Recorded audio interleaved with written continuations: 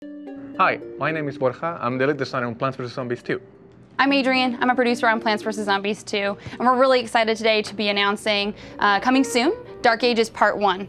At E3, we're going to be demoing Dark Ages Part 1 to the press, and we really wanted to give you the E3 press experience. So let's get started. Let's start out by talking about the map. Our artists have really outdone themselves by reimagining the medieval theme with the nighttime background.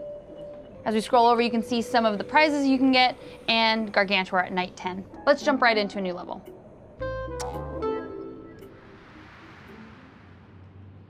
Before we get started picking our plants, let's check out the new background. At nighttime, sun is not going to be falling from the sky, and that's going to change the strategy of how you play with sun and plants. In addition to the medieval theme, we've got new board mechanic where gravestones could also provide you with some sun and additional plant food.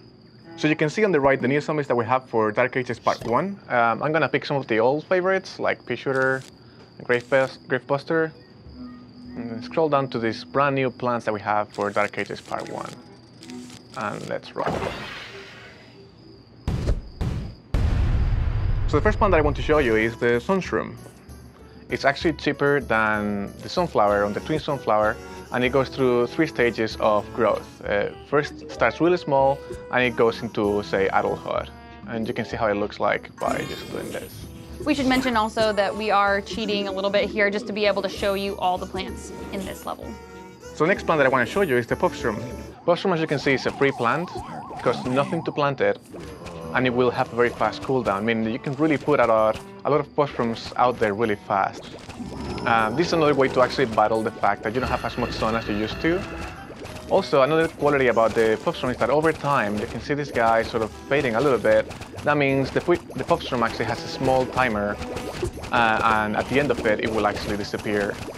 But however, you can do this, and you can see how a single plant food actually activates plant food on every Puff-shroom that is currently on the screen. And not only that, but it also resets the timer on every Puff-shroom so that they can keep on the screen for longer.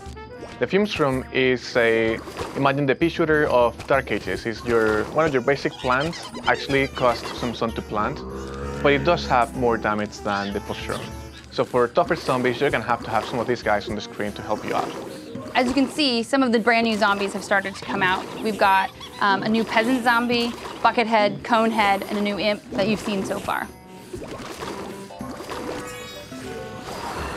So as you can see now, all of my Sun-shrooms are actually fully grown. This means they're actually giving me pieces of sun that are worth 75 pieces of sun. And you'll see next time that one of them pops one, they're huge, like that one. As you can see, my Puff-shrooms are also fading very quickly. And there you go. If you don't actually plant food anymore, they will eventually disappear. So this guy coming up here is the Jester. He's one of the wackiest zombies that we've ever added to the game. And you really have to be very careful with what you shoot at him because, as you can see, he'll start spinning around, pick it up, and throw it back at your plants. So this is where your Fume-shroom comes in really handy because he kind of battles these fumes that he's shooting at him. He's getting too close.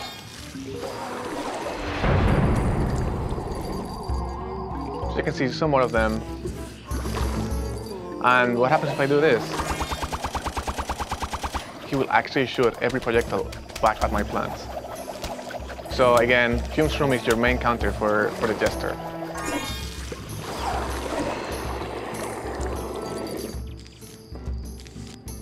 Here's another one of our new zombies. This is the Knight.